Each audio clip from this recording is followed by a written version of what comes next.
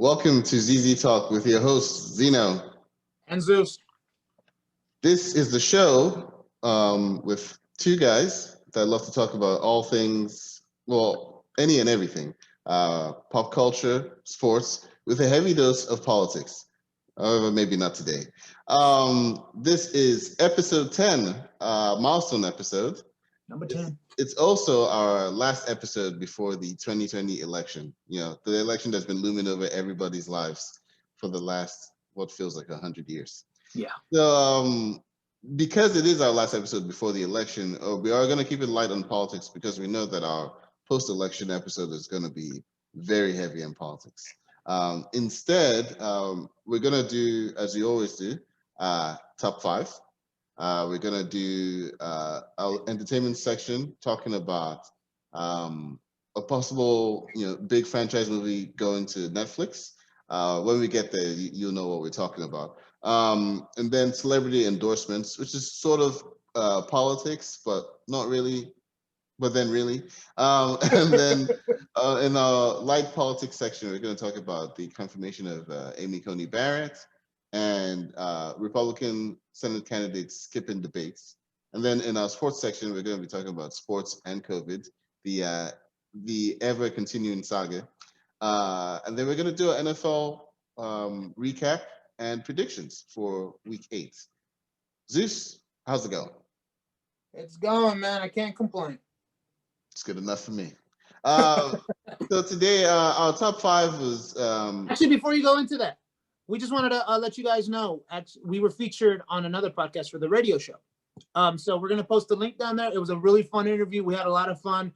Definitely want you guys to check it out because we have a feeling those guys they're eventually going to make it on our show. We're probably going to go back on their show. It's because it was a fun little chat that we had. So definitely check it out, the radio show. We'll post a link on the bottom of the description. Yes, I definitely agree. Yes, the name of the show is the radio show. The radio show. He's not saying that there's a radio show out there that we're on. Yeah, it was a great conversation with the two of them. They were Saints fans, but they're actually okay people. They're still okay people. Hey, by the way, did you do know that they debuted us on the actual iTunes podcast? We if you have big iTunes, time. You can actually look up that one episode. Okay. And you'll see what we sound like on just iTunes. Mm. I listened to it. It was kind of really freaky. It kind of freaked me out a little bit because I've listened to so many podcasts for so many years to finally hear my own voice on there. So just let you know, we officially debuted on iTunes. Hey, be honest. Did you cry? I got a little tear. Okay. A little Wayne drop. And speaking of tears, we do want to talk real quickly, which is going to lead into our top 5, right? Today we're recording Saturday, October 31st. Happy Halloween. And the unfortunate news of Sean Connery passing away at 90 years old.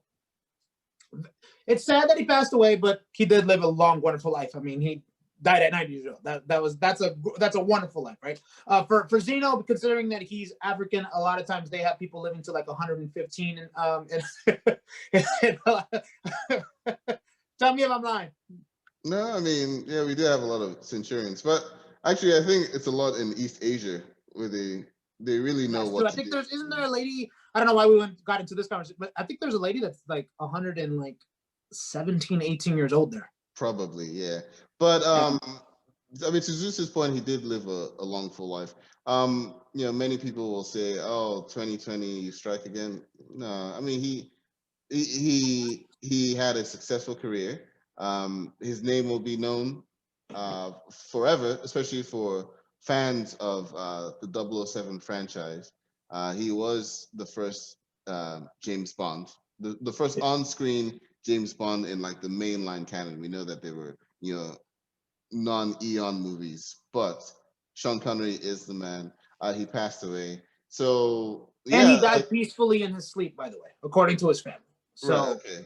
So I mean, as it always happens with our show, we have something in mind, and then news like this breaks and it changes up our plans, but that's show business, right? That's show business. So yeah, in honor of that, let's get into our top 5. Actually, no, real quickly, I want to ask you, to you, what's the one thing about Sean? What's the one line of Sean Connery's that you're always going to remember? I I hate to do this one because it's not really a Sean Connery line. It's more a James Bond line, right? So I always think of shaken not stirred. Um, And I so think everybody else will. The reason I say that, to me, my one line that I'm always going to remember him is from Finding Forrester. You're the man now, dog. That's going to always be the line I remember Sean Connery. If you guys have never had a chance to watch that movie, by the way, Finding Forrester is actually a really good movie. But yeah, as you know, said, that leads into our top five. Our top five is going to be, because we were going to do top five favorite James Bond's movies, but mine would have literally been all of Daniel Craig's movie and then the one Pierce Brosnan movie that I've seen. So we decided not to do that. What we're doing now instead is our top five. And you know what? Now that I think about it, I think all the James Bond movies are accessible, aren't they? Because I think, if I'm not mistaken, I think Hulu has all the classics, and then Prime, I think, has all the other ones. So we might actually be able to visit this one later on when actually the new James Bond movie comes out, because I might be able to catch all of them, and then we can talk and we can do that top five. So that might be coming up, people. But for right now, we're going to do top five franchises, because obviously the James Bond franchise is one of the most successful franchises in the upwards of billions. So we're going to do top five franchises. And since this is Zino, I'm going to let you go first. You tell me what your number five is. all right. Top five movie franchises. One thing we discussed prior to starting is that it has to be 3 or more movies to be a franchise. We did say that it doesn't have to be like a pre-planned thing, where they already knew they were going to make 3 or more movies. It can be an organic thing. So with that being said, my number five, you know what? Honorable mention. I'm gonna put out Fast and Furious for the honorable mention. It's not an Oscar-worthy movie. None of them are Oscar-worthy movies. They have so many cringe lines, especially Vin Diesel. I don't know that he's actually that good of an actor. But anyone who tells you that the over-the-top craziness isn't at least somewhat fun, they're lying to you. Hobbs and Shaw, even the spin-off movie, is like also a really good popcorn movie. So honorable mention, Fast and Furious. And I can't hate on your honorable mention, honestly. Look, Fast Five is is a great movie. It really is. How somebody moves from stealing cars to being a heist guy, and then they become super spies. Yeah, they nuked the fridge a long time ago, right? Because Isn't that the way you say when something's jumped the shark in movies now? It's nuked the fridge, thanks to Indiana Jones might actually make an appearance here in the top five, right? But Indiana Jones, remember when they nuked the fridge in the last movie, and people use that now as the movie equivalence of jumping the shark. So that's just a little information that I want that I'm giving out to you. Useless information for you guys, but Fast and the Furious nuked the shark a long time ago, but nuke the fridge, jump the shark. The fridge. I'm sorry, they nuked the shark too. But anyways, they nuked the fridge, right? They jumped the shark, but you still go watch those movies. Yeah, you don't need them. No one's excited about Fast and the Furious 9, but a lot of people are still gonna go watch it. I'm still gonna go watch it, even though I don't like. If it never came out, I'd be okay with my life. But I'm still gonna go watch it because it's a fun movie to watch. It's like Nicolas Cage movies where he knows that these are silly, right? But he leans into it, and that's what makes him great. Like he doesn't half-ass anything. He just he's like, oh, I'm crazy, and then he does it. So yeah, that's what makes these Fast and Furious movies as good as they are. That's why they gross over $1 billion each time now. So that's my honorable mention. Do you have an honorable mention before we go into number 5? Since you did mention an honorable mention, that allows me to include this one in here. Shrek. I actually really love. Yeah, I really love the first two. The third one was a little, but I think they kind of brought it back a little bit with the fourth. The third one, if people don't remember, that's the one that had Justin Timberlake in it. Wasn't the third one with Justin Timberlake? Yeah, I think it was. What character? The prince that Shrek wanted him to take over the throne versus Shrek himself taking over the throne, and he goes fix it. That was during the summer of threes, the summer of trilogies where they came out with and trilogies, a lot of them ended up being bad.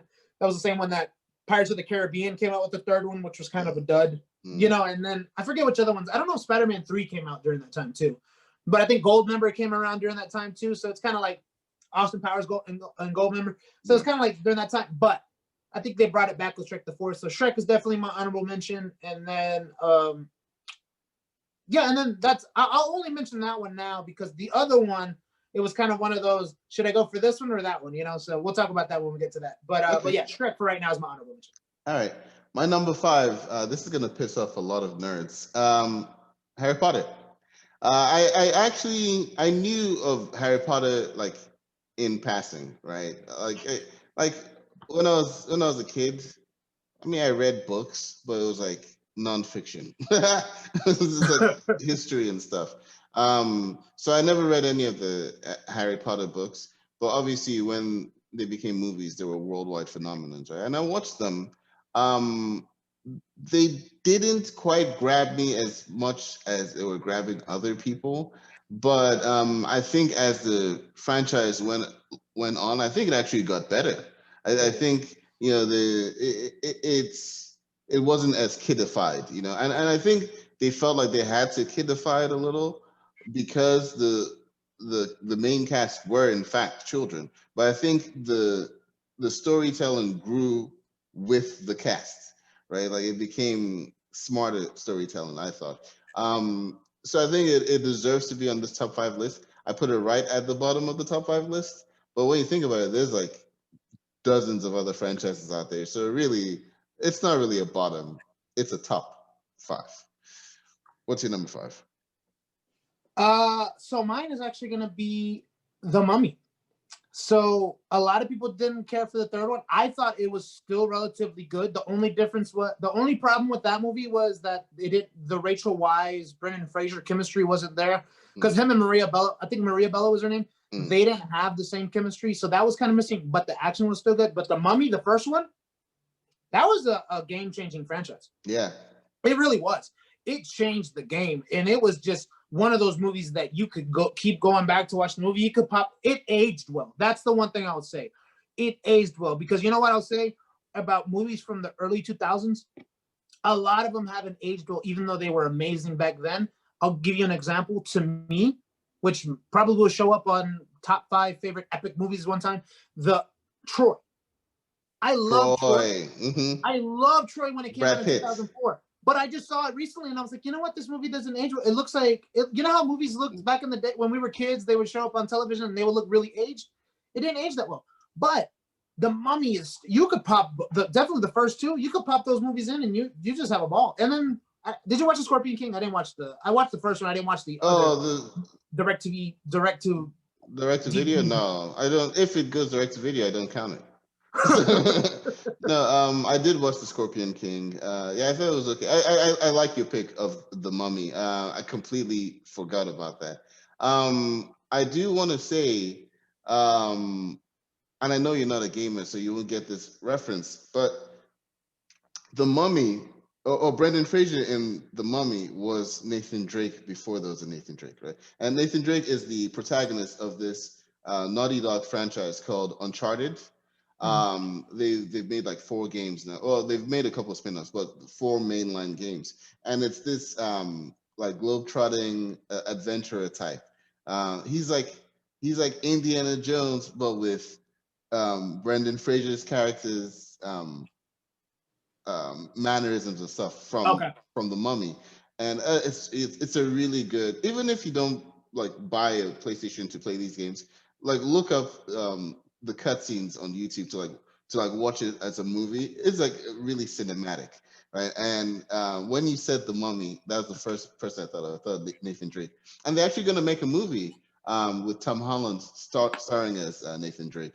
So just a little tidbit out there. That's funny because Tom Holland could play Brendan Fraser's little brother in a movie if he wanted to, because they kind of look a little bit alike and they kind of have the same kind of geeky, but I could still be taken seriously as an action guy kind of. Exactly. And that's the vibe you get from Nathan Drake in Uncharted. It's like it's like nerdy or whatever, but not nerdy, but like dorky type. But then he does like these action thingies, and he actually has a high body count. Like he kills a lot of people, and then he'll tell a joke. But I like that. The Mummy, number 5. All right. Now I'm feeling a little wary about this one. um, I'm gonna change it up on the fly now. I'm gonna put. Oh man. Just in case you guys are wondering, we did not have this list prepared yesterday. We had it prepared literally like 5 minutes. So both him and I are, because I'm not gonna lie, I just based off our conversation, I just changed my number 4. So Yeah. I get what you're feeling. I know my number 4 if you want me to go into my number 4. No, I'll get my number Okay. 4. Damn it! All right, I'm gonna say the X-Men franchise. Okay. I mean, it is a legit franchise. It's got like 9 movies. I forgot all about. How the hell did I forget all Yeah, about? And yeah. X2 is like one of the best superhero Oh, movies of all time. yeah. I mean, on its own, it's like Yeah. you said, it's one of the best. The X-Men franchise has to be on this list because of um, because of what it did for superhero movies. Like we have the modern day superhero movie landscape because, and we've talked about this on the previous episode, because of that first X-Men movie and that first Spider-Man movie, right? Because prior to those, superhero was supposed to be like this, campy thing or whatever. Tim Burton tried to make it a little more adult, but even then it was still very campy. Like if you go back and watch the 1989 Batman, super campy. Joker's walking around in his purple suit, and then they're playing Prince, doing like the parade. It's like this wouldn't people would laugh this off the screen if this was a modern day like movie. But Spider-Man and X-Men were the first two to like really, Be you know, serious about it. yeah, to say that this source material matters as far as like a storytelling device, and we're not going to um almost disrespect all those fans that have loved this in the comics. We're gonna give it the respect it deserves. So yeah, so the X-Men franchise has to be there. Obviously it's got its low points. X3 was a low point. um Wolverine Origins. Wolverine Origins was terrible. Dark Phoenix was atrocious. Dark Phoenix should have been directed to video for real. Never seen it. It's That's fine. the only one You I've don't have never to see seen it. because everybody told me my best friend we call each other guinea pigs for certain movies. Like I was like, hey, you go watch that movie, let me know if it's good. He's like, you could skip it. Yeah, Completely. I mean, I almost would want you to watch it just so I can see your opinion on it, but it's terrible. What I can tell you everyone, right now that if I did go watch it now, I wouldn't be as disappointed as you because everybody has set the bar so low for me. yeah, but that's the thing though. Like prior to watching it, because I watched it, I think maybe that first weekend it came out, but there were already people putting out reviews. As a matter of fact, it had such negative reviews to start with that they actually went back and recut some of it to try and Really? add stuff. Yeah, And I and heard it it was didn't help. still bad. It was still bad. So, but for those 3 movies you named, X3, Wolverine Origins, and Dark Phoenix, it could have been high on the list. Because I It thought could have X-Men been. First Class was good. I thought Days of Future Past was really good. Yeah. I'm thinking about doing an audible right now and throwing that in there just because of the mere fact. I won't just because that way we can talk about different movies, but because of 2 movies. X2 and Logan are 2 of the best superhero movies of all time. Yeah. Especially, even though I just because I loved X2 so much, I'd still keep it. By the way, this is from our very first episode. We talked about this stuff. So if you guys want to go back and watch our first episode, only thing is we say is be cautious. The sound wasn't all that great on that one, but we do have a nice conversation about Marvel movies. And then also go back, since this is episode 10, you can see how much we've improved since then, right? But X2, but Logan is one of the Logan. If you remove the superhero elements, it would be a serious drama, right? Well, it was nominated for best screenplay.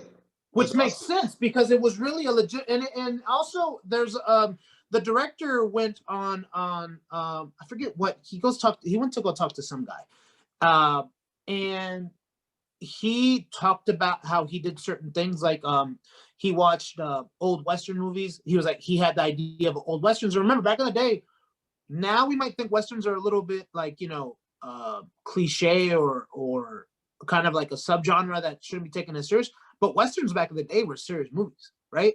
So it's kind of like you could kind of see that element that he was trying to be as a Western And so he combined Western movies with the superhero movies with a drama movie. So it makes sense that it was nominated for Best Adapted Script. And then you also see the difference, right? X-Men should have been nominated for an Academy Award for Best Special Effects. But because it was a superhero movie, they refused to do that. Yeah. Now look at it. Logan, Best Adapted Screenplay. I think X-Men Apocalypse was the first one to actually win an award, even though it wasn't the greatest X-Men. Yeah, I think it was the first superhero movie to win an award. I think it was costume design, if I'm not mistaken. I'll verify that in a minute, but that was the very first franchise. No, I'm sorry, that was Suicide Squad. Suicide Squad. Yeah, but they were the very first one. But you see the difference between they were the very first superhero movies of all time, of ever to win an award, and that was how many years later. So you could see Heath Ledger. Dark Knight. Yeah, you're right. Yeah, but we could kind of throw out that the Dark Knight kind of won it. Would he have been nominated if he hadn't passed away? That's the one thing I think so. You think so? I think so. I mean, that was.